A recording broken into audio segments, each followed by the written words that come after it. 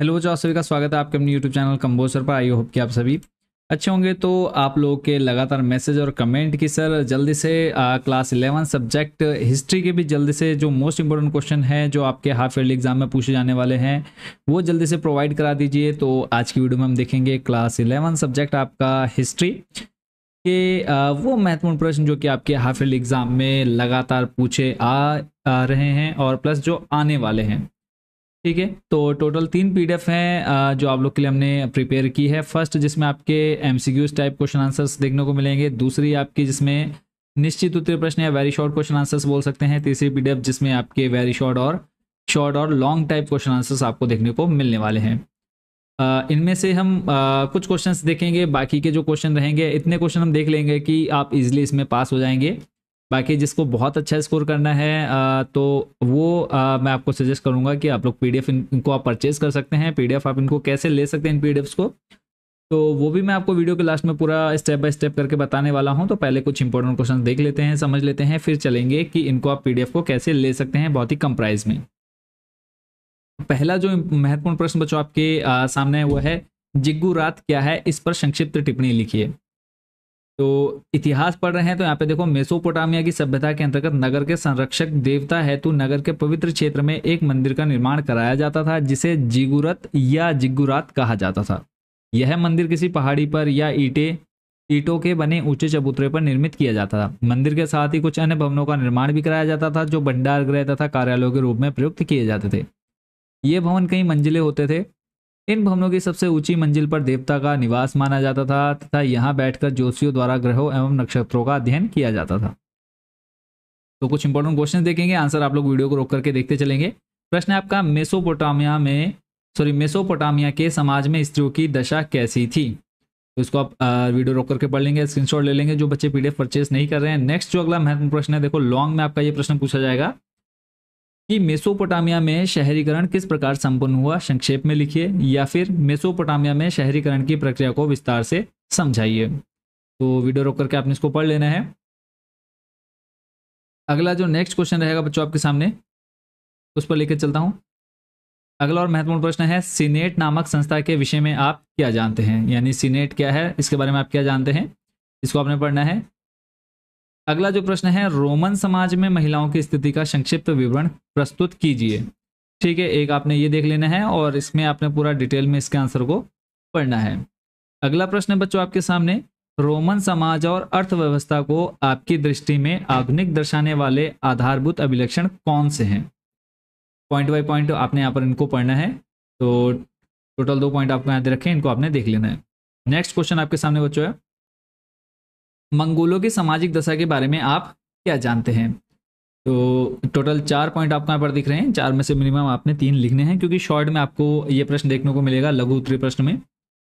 अगला प्रश्न है, बर्बर से क्या आशय है। तो थोड़ा सा पढ़ लेते हैं। देखो बर्बर क्या है, तो बर्बर अंग्रेजी में बारबेरियन शब्द यूनानी भाषा के बारबरोस शब्द से उत्पन्न हुआ है जिसका आशय गैर यूनानी लोगों से है जिनकी भाषा यूनानियों को बेतरतीब कोलाहल बर्बर के समान लगती थी। यूनानी ग्रंथों में बर्बरों को बच्चों के समान दिखाया गया है जो सुचारू रूप से बोलने या सोचने में असमर्थ, डरपोक, स्त्रैण, विलासप्रिय, निष्ठुर, आलसी, लालची और स्व शासन चलाने में असमर्थ थे। अगला प्रश्न है, याश को समझाइए, इसकी उपयोगिता का वर्णन कीजिए। इसको आपने देख लेना है। फिर है, मंगोलों की पराजय के 2 प्रमुख कारणों पर प्रकाश डालिए। लघु में आपके प्रश्न पूछे जाने वाले हैं। तो क्या कारण था जिसके कारण मंगोलों की पराजय हुई। नेक्स्ट क्वेश्चन पे चलते हैं, चंगेज खां के बारे में आप क्या जानते हैं, उसके साम्राज्य का विस्तार से वर्णन कीजिए। साम्राज्य विस्तार जो था उसके आपने उसके बारे में बताना है, यानी उसने अपने साम्राज्य अपने राज्य को किस तरह से बढ़ाया उसके बारे में आपने लिखना है। चंगेज खां, तो पहले चंगेज खां को आपने पढ़ लेना है, चंगेज खां कौन था। तो ये लॉन्ग में आपको आएगा, पूरा डिटेल में आपने इसको लिखना है आपके हाफ ईयरली एग्जाम में। अगला है, सामंतवाद के पतन के क्या कारण थे। तो सामंतवाद के पतन के कारण आपको यहाँ पे पॉइंट बना करके दिए हैं। टोटल 5 पॉइंट है, इन 5 को आपने आराम से पढ़ लेना है। अगला प्रश्न है, मध्यकाल की प्रारंभिक शताब्दियां पश्चिमी यूरोप में अंधकार युग क्यों कहलाती हैं। तो रीजन आप देख सकते हैं, मध्यकाल की प्रारंभिक शताब्दियों को पश्चिमी यूरोप में अंधकार युग कहे जाने के प्रमुख कारण निम्नलिखित है। पहला, पोप की निरंकुशता के कारण राजनीति और धर्म के बीच संघर्ष चलता रहता था। इससे लोगों में राष्ट्रीयता की भावना के विकास में बाधा पहुंची। इस युग में अंधकार जनसंख्या अशिक्षा व अज्ञानता के अंधकार में डूबी हुई थी। शासन की निरंकुशता के कारण जनता दुखी थी। इस युग में अराजकता व अव्यवस्था की स्थिति बनी रही। फिर है वेस्टलेज प्रथा पर एक संक्षिप्त टिप्पणी लिखिए। तो ये क्वेश्चन थे बच्चों आपके शॉर्ट और लॉन्ग क्वेश्चन। अब बात कर लेते हैं कुछ आपके वेरी शॉर्ट प्रश्नों के बारे में। तो वेरी शॉर्ट पहला जो क्वेश्चन बच्चों आपके सामने वो है हैम्मुराबी का कार्यकाल क्या था। तो 2123 से 2081 ईसा पूर्व। फिर है हैम्मुराबी संहिता में कितनी धाराएं थी, तो 285। फिर है मेसोपोटामिया के निवासी कितनी इकाइयों में गणना करते थे, 60 की इकाइयों में।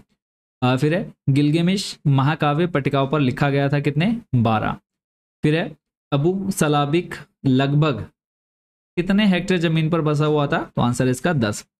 उर के साधारण घरों की खुदाई कब सुव्यवस्थित रूप से की गई, तो 1930 के दशक में। फिर अगले पेपाइरस से किसके सामग्री तैयार की जाती थी, तो आंसर है आपका लेखन। फिर है सोने पर आधारित नई मौद्रिक प्रणाली किसने स्थापित की, तो आंसर है इसका कॉन्स्टेंटाइन ने। फिर है पोम्पई नगर कब ज्वालामुखी फटने से समाप्त हो गया, तो 79 ईस्वी में। ठीक है। फिर है रोमन साम्राज्य का पतन किस ईस्वी में हुआ, 476 में। ऑक्टेवियन ने किस ईसा पूर्व में सत्ता पर अधिकार किया, तो 27 आ जाएगा इसका। रोमन साम्राज्य की प्रमुख भाषा क्या थी, तो आंसर हो जाएगा इसका लैटिन। ये हो गया। बाकी इसके अलावा कुछ आपके वैकल्पिक प्रश्न जो बच्चे पीडीएफ परचेज करेंगे उनको ये सारे क्वेश्चन इजीली मिल जाएंगे पीडीएफ में। अब बात करते हैं कि आप पीडीएफ को कैसे ले सकते हैं। तो कुछ सिंपल स्टेप फॉलो करने हैं। एक तो देखो टोटल मैन की कॉस्ट बता देता हूँ आप लोगों को। तीनों पीडीएफ आप जो देख रहे हैं अभी देखिए तीनों पीडीएफ, तो तीनों की पीडीएफ की जो कॉस्ट है वो आप देख पा रहे हैं। जो लघु और विस्तृत प्रश्नोत्तर है वो आपके 55 यानी 55 रुपये, और जो आपके निश्चित उत्तरीय प्रश्न है वो आपके 15 रुपये और वैकल्पिक 20 रुपये। और बाकी अब आप इनको ले कैसे सकते हैं, तो पहले तो एक सिंपल जो शॉर्ट मेथड है वो है आपका व्हाट्सएप पर। ठीक है, ये व्हाट्सएप नंबर आपके सामने यहाँ पर शो हो रहा है। इस व्हाट्सएप नंबर पर आप मैसेज करके इन तीनों पीडीएफ को ले सकते हैं। हम आपको एक क्यूआर कोड दे देंगे और क्यूआर कोड पर जैसे आप पेमेंट करेंगे आपको पीडीएफ आपके व्हाट्सएप नंबर पर अवेलेबल हो जाएगी। और आपने सिर्फ आपने अपनी क्लास बतानी है, सब्जेक्ट बताना है और अपना मीडियम बताना है, हिंदी मीडियम या फिर इंग्लिश मीडियम। ठीक है, आपको एक क्यूआर कोड मिलेगा जैसे आप पेमेंट करते हैं पीडीएफ आपके व्हाट्सएप नंबर पर। अब जो बच्चे व्हाट्सएप पर ना लेकर के डायरेक्ट वेबसाइट से लेना चाहते हैं तो आपने सर्च करना है कंबोसर। आपके सामने हमारी फर्स्ट नंबर पर वेबसाइट आ जाएगी, सिंपली आपने इस पर क्लिक कर लेना है। क्लिक करने के बाद आपके सामने पेज कुछ इस तरह से ओपन हो जाएगा। थोड़ा सा नीचे आना है, ऑप्शन मिलता है आपको टॉप 30 क्वेश्चंस हाफ ईयरली।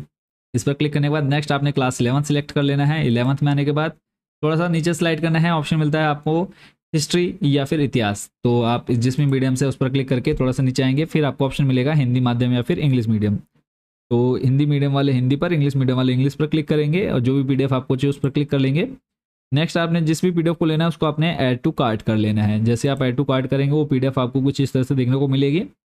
जब आप ऐड टू कार्ट कर लेंगे प्रोसीड टू चेकआउट वाले ऑप्शन पर क्लिक करके यहाँ पर आपने अपनी पूरी डिटेल फिल कर लेनी है। डिटेल भरने के बाद लास्ट आपने यहाँ पर टिक करके प्लेस ऑर्डर कर देना है। जैसे ही आप ऑर्डर के बाद आपको पेमेंट का ऑप्शन मांगा जाएगा, आप फोन पे गूगल पे जैसे पेमेंट करना चाहे कर सकते हैं। और उसके बाद वहीं पर आपको 6 से 10 सेकंड बाद आपको डाउनलोड का ऑप्शन मिल जाएगा, आप वहीं से पीडीएफ को डाउनलोड कर सकते हैं। अदरवाइज कोई भी प्रॉब्लम कोई इशू आता है तो हमने आपको व्हाट्सएप नंबर बता दिया, इस व्हाट्सएप नंबर पर आप जो भी आपके डाउट्स रहेंगे या जो भी आपको प्रॉब्लम हो तो वो आप क्लियर कर सकते हैं। तो मिलते हैं बच्चों नेक्स्ट वीडियो में। सभी को बेस्ट विशेष, अच्छे से तैयारी करते रहिए और अच्छे से एग्जाम देना है। कोई किसी भी क्वेश्चन के आंसर को आपने छोड़ना नहीं है, भले आप रिलेटेड कुछ भी लिख करके आ जाओ, बट क्वेश्चन के आंसर को आपने बिल्कुल भी छोड़ना नहीं है। तो मिलते हैं नेक्स्ट वीडियो में। Thank you so much watching for this video.